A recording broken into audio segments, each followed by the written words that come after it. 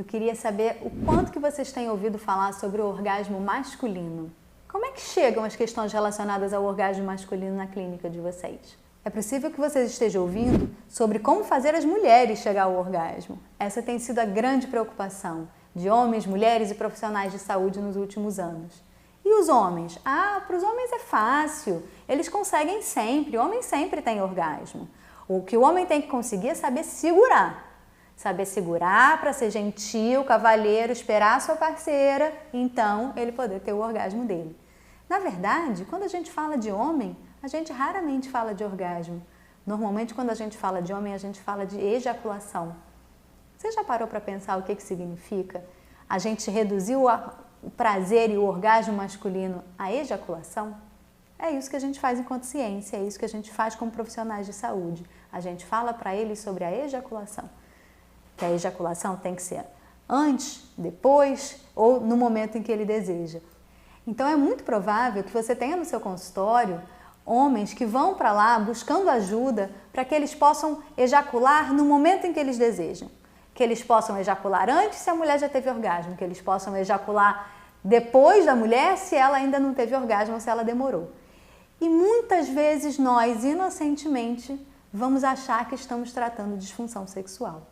Não estou aqui dizendo que não existem disfunções sexuais relacionadas ao orgasmo masculino, muito pelo contrário, elas estão aí descritas, muito bem estudadas na literatura. Eu hoje estou falando aqui para vocês sobre o que a gente normalmente não fala quando a gente pensa em orgasmo masculino. Quando a gente fala de ejaculação masculina e reduz o processo ao processo ejaculatório e o timing da ejaculação principalmente, a gente faz com que os homens se desconectem de que a ejaculação é um fenômeno fisiológico que acontece normalmente próximo do momento do orgasmo, que é uma parte de um processo de prazer e de satisfação.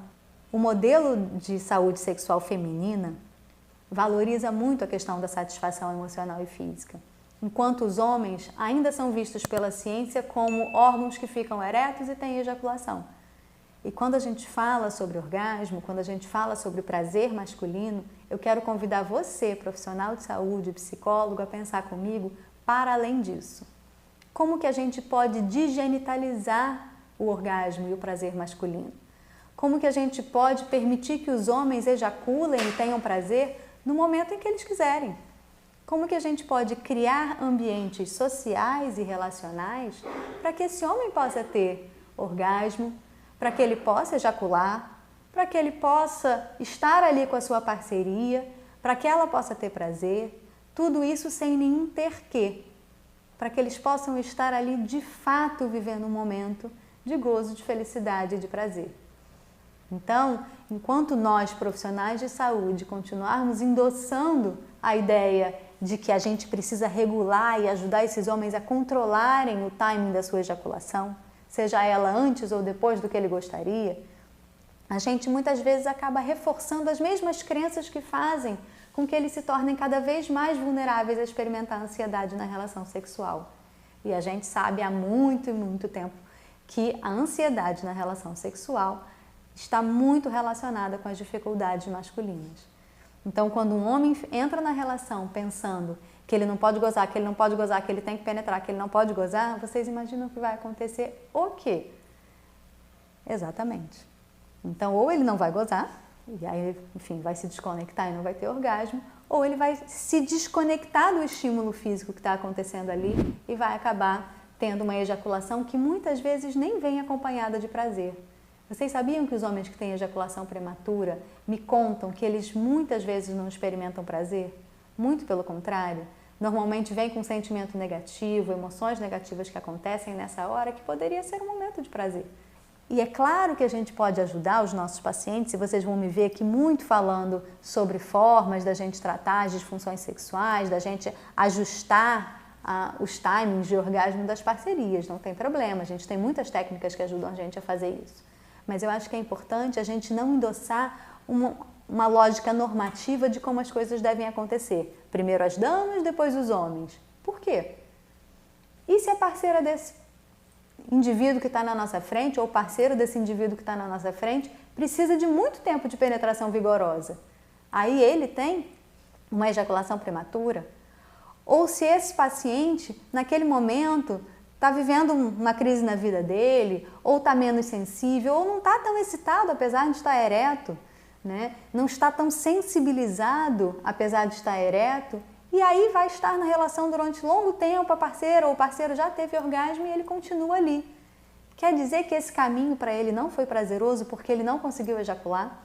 Muitos homens me contam que quando eles estão fora das condições normais, né, da zona de conforto deles, eles vão ter dificuldades de ereção, dificuldades de excitação, dificuldades de orgasmo.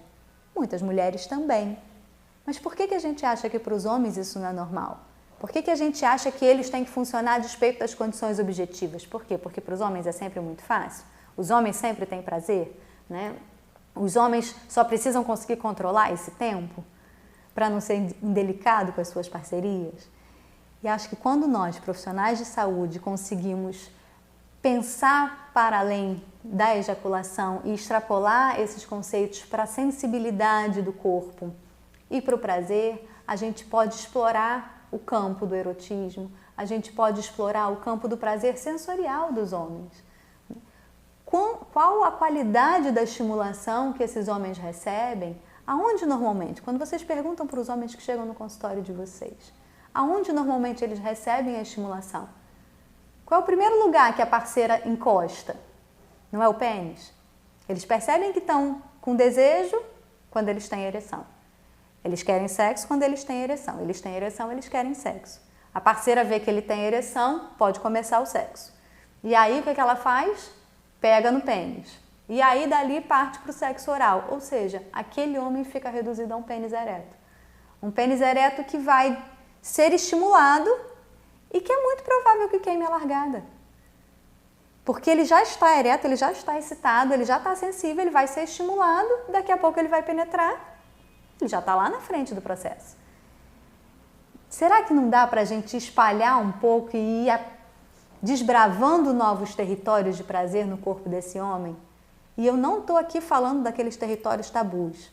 Não que a gente não possa falar sobre isso, mas não é disso que eu estou falando. Eu estou falando da gente fazer com os homens o que os homens aprendem a fazer com as mulheres. Preliminares. Ou sexo, porque preliminares são sexo. Né?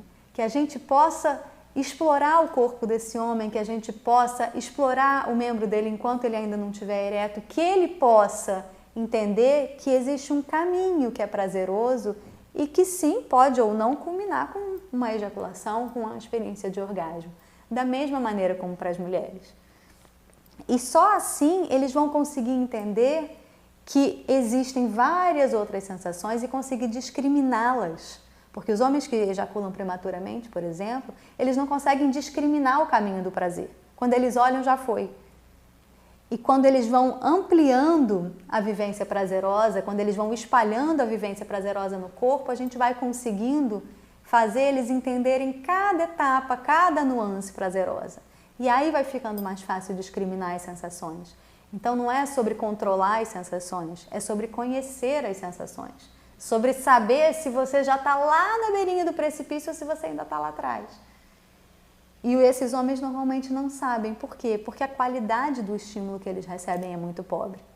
Normalmente é muito erótico, muito na cabeça e fisicamente muito pobre, muito genitalizado, muito localizado numa única área.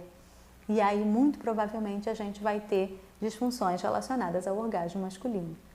Então, quanto mais a gente consegue pensar fora da caixa, mais a gente vai ajudar os nossos pacientes e suas parcerias a flexibilizarem o repertório sexual, para a gente poder quebrar o repertório rígido que cursa com as disfunções do orgasmo, da mesma maneira como nas mulheres. Então, estou aqui hoje convidando você, profissional de saúde, para parar de pensar em ejaculação, para parar de pensar em timing de ejaculação e pensar no processo de prazer desse homem. Se esse conteúdo fez sentido para você, me ajuda a compartilhar nos seus grupos, me ajuda a espalhar essa informação. Aproveita, se você ainda não é inscrito, se inscreve no canal, ativa o sininho que aí você vai receber as notificações dos próximos vídeos. Até o próximo vídeo.